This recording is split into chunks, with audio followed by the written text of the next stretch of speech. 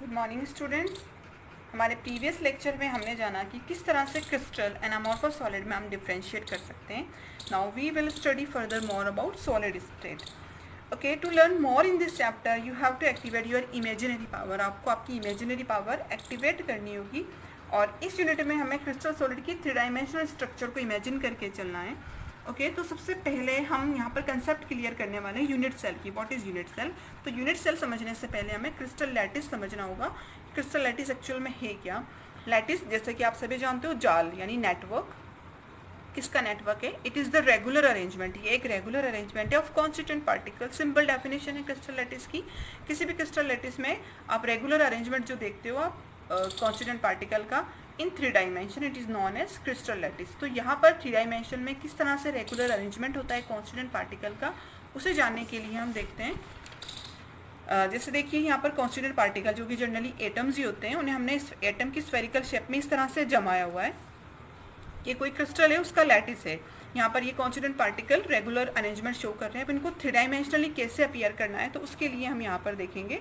जैसे देखिए हम इनको मिलाते हुए चलेंगे, ये 3 डायमेंशनली हमें प्रिपेयर करना है। तो यहाँ पर हमने 4 एटम्स को या 4 कॉन्स्टिट्यूएंट पार्टिकल को इस तरह से मीट किया और नेक्स्ट 4 कॉन्स्टिट्यूएंट पार्टिकल को हम इस तरह से मीट करेंगे और ये हमारा एक 3 डायमेंशनल अपीयरेंस नज़र आता है। ये एक क्यूब नज़र आ रहा है हमें। यही 3 डायमेंशनल यूनिट जो है बार बार रिपीट होगी सेम पूरे क्रिस्टल में और हमें मिलेगा क्रिस्टल लैटिस। देखिए किस तरह से रिपीट होगी ये। सेम ऐसे ही पूरे क्रिस्टल में हमने यहाँ पर शॉर्ट अपीयरेंस लिया है। पूरे क्रिस्टल में आप इस तरह यूनिट्स को रिपीटेशन देखेंगे और आपको एक क्रिस्टल लैटिस मिलेगा। ये 3 डायमेंशनल रिपीटेशन है इस यूनिट का। और ये जो यूनिट है, ये जो 3 डायमेंशनल सिंगल यूनिट है, इसे हम नाम देते हैं यूनिट सेल। क्लियर होता है? ये हमारा क्रिस्टल का लैटिस है जो कि कॉन्स्टिट्यूएंट पार्टिकल्स का 3 डायमेंशनल अरेंजमेंट है। इस 3 डायमेंशनल अरेंजमेंट में एक यूनिट है, 3 डायमेंशनल यूनिट है जो बार बार रिपीट हो रही है और हमें क्रिस्टल का अपीयरेंस दे रही है। इस यूनिट को हम नाम दे रहे हैं यूनिट सेल। तो आगे चलते हैं फर्दर। यहाँ हम देखेंगे, हमने देखा कि कॉन्स्टिट्यूएंट पार्टिकल का जो रेगुलर अरेंजमेंट है वो कहलाता है क्रिस्टल लैटिस। यहाँ हमने देखा ये यूनिट सेल है, 3 डायमेंशनल यूनिट सेल है जो बार बार रिपीट हो रही है। ये फिगर इंडिकेट कर रहा है 3 डायमेंशनल क्यूबिक लैटिस को एंड इट्स यूनिट सेल को। आगे चलते हैं, यूनिट सेल एक्चुअल में है क्या? It is the most basic structure of a crystal solid. किसी भी क्रिस्टल सॉलिड की सबसे बेसिक स्ट्रक्चर है और इसकी अगर प्रॉपर डेफिनेशन देखो तो unit cell is the smallest 3 dimensional unit. एक स्मॉलेस्ट 3 डायमेंशनल यूनिट है which can form crystal lattice, जो कि क्रिस्टल लैटिस बनाती है आफ्टर रिपीटेशन। आप उसे बार बार रिपीट करते जाओगे और आपको एक क्रिस्टल का लैटिस मिलेगा। जस्ट लाइक दिस क्यूब हम समझ सकते हैं। ये क्यूब है, ये आपको अपीयरेंस दे रहा है क्रिस्टल लैटिस की। ओके, इस क्यूब में ये जो 3 डायमेंशनल यूनिट आपको नजर आ रही है, स्मॉलेस्ट यूनिट है, ये बार बार रिपीट हो रही है और हमें क्रिस्टल लैटिस दे रही है। तो ये बार बार रिपीट होने वाली 3 डायमेंशनल यूनिट जो है, यही है हमारी यूनिट सेल। तो क्लियर होता है, ये हमारा क्रिस्टल है, ये यूनिट सेल है। आगे चलेंगे, कैरेक्टरिस्टिक्स ऑफ यूनिट सेल। अब कुछ कैरेक्टरिस्टिक्स हैं यूनिट सेल के। क्या कैरेक्टरिस्टिक्स हैं? यूनिट सेल हैज़ 3 एजेस, 3 किनारे होते हैं, ए बी एंड सी। यहाँ पर नजर आ रहे हैं आपको। ये एक यूनिट सेल हमने लिए, यहाँ से निकालकर हमने एक क्यूबिक यूनिट सेल लिए।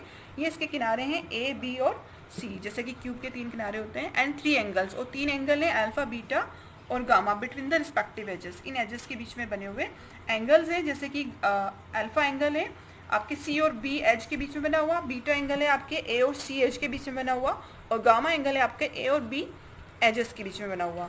The 3 axes A B and C may और may not be mutually perpendicular. ये जो एजेस हैं ए बी और सी, ये एक दूसरे के म्यूचुअली परपेंडिकुलर हो भी सकते हैं और नहीं भी हो सकते हैं ना cubic unit. Now the unit cell is characterised by 6 parameter. तो इस तरह से यूनिट सेल के 6 पैरामीटर हमने देखे। ए बी सी जो कि इसके एजेस को इंडिकेट कर रहे हैं, अल्फा बीटा एंड गामा जो कि उनके बीच में बने हुए एंगल को इंडिकेट कर रहे हैं। तो यहाँ हमारा कंसेप्ट क्लियर होता है क्रिस्टल लैटिस का और यूनिट सेल का। नाउ फर्दर आगे चलेंगे हम। Types of unit cell. यहाँ पर हमें यूनिट सेल की कंसेप्ट क्लियर होती है जो कि 3 डायमेंशनल स्मॉलेस्ट यूनिट है, बार बार रिपीट हो रही है और हमें क्रिस्टल लैटिस दे रही है। यहाँ हम टाइप्स ऑफ यूनिट सेल पढ़ेंगे। सबसे पहले 2 टाइप है हमारे यूनिट सेल के, प्रिमिटिव जिसे हम सिंपल यूनिट सेल भी कहते हैं और सेंटर्ड यूनिट सेल। तो क्या डिफरेंस है प्रिमिटिव और सेंटर्ड यूनिट सेल में? तो सबसे पहले प्रिमिटिव या सिंपल यूनिट सेल हम देखेंगे।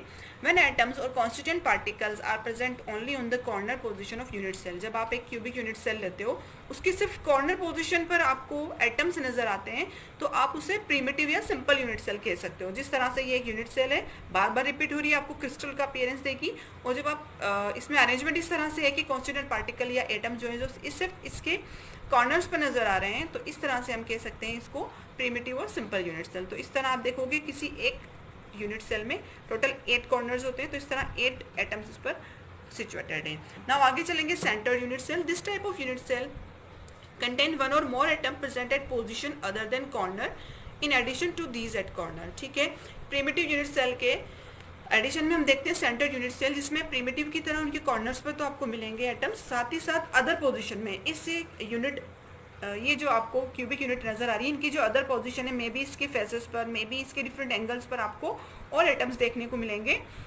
Addition with this corner atoms. Okay, तो इस सेंटर यूनिट सेल को हम और क्लियर कर सकते हैं। इसके 3 टाइप इन्होंने हमें यहाँ बताया, face centre unit cell, body centred and and centred unit cell. तो फेस सेंटर्ड यूनिट सेल नाम इंडिकेट कर रहा है फेसेस, आपको क्लियर करके चलना है यहाँ पर कि किसी भी क्यूब में जनरली कितने फेसेस होते हैं। आगे चलते हैं, atoms are present face centred में, atoms are present on all the corners of unit cell and at on 6 faces also. तो यहाँ पर क्यूब में 6 फेसेस होते हैं, तो आप फेस सेंटर्ड यूनिट सेल आप तब कह सकते हो जब आपको उसके कॉर्नर पर तो नजर आ रहे हैं एटम्स, साथ ही साथ उसके हर एक फेस पर यानी 6 फेसेस पर भी आपको टोटल एटम्स नजर आ रहे हैं। तो यहाँ देखिए ये क्यूबिक यूनिट सेल इन्होंने यहाँ बताई है, जिसके कॉर्नर पर आपको नजर आ रहे हैं 8 एटम्स, साथ ही साथ हर एक फेस पर, ये इसका अबाव बिलो, ये इसके जो फेस सेंटर्ड है फेस पर आपको एटम्स नजर आ रहे हैं। तो टोटल 8 तो कॉर्नर्स पर आपको मिलेंगे यहाँ एटम, और 6 फेसेस पर आपको 6 एटम्स देखने को मिलेंगे, तो इसे हमने नाम दे दिया face centred unit cell.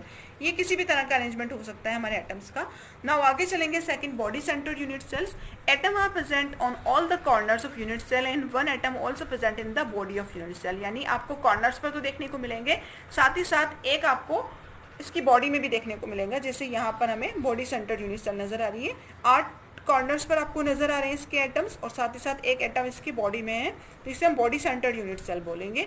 Now third हम क्लियर करते हैं एंड सेंटर्ड यूनिट सेल। देखो क्या होता है, ये atoms are present on all the corners, corners पर मिलेंगे, and at the centre of any 2 opposite face. कोई भी 2 अपोजिट फेस हम ले लेंगे, उनके सेंटर में हमें अगर एटम मिलते हैं तो हम उसे नाम देते हैं एंड सेंटर यूनिट सेल। जैसे कि यहाँ क्लियर होता है, ये एंड सेंटर यूनिट सेल है, एटम्स पर हमें नजर आ रहे हैं, साथ ही साथ 2 अपोजिट फेसेस। आप ये 2 ले सकते हो, आप ये 2 अपोजिट भी ले सकते हो, आप ये आप 2 अपोजिट फेस भी ले सकते हो। तो इस तरह से क्लियर होते हैं हमारे तीनों type, face centred, body centred and centred. Okay, it is clear.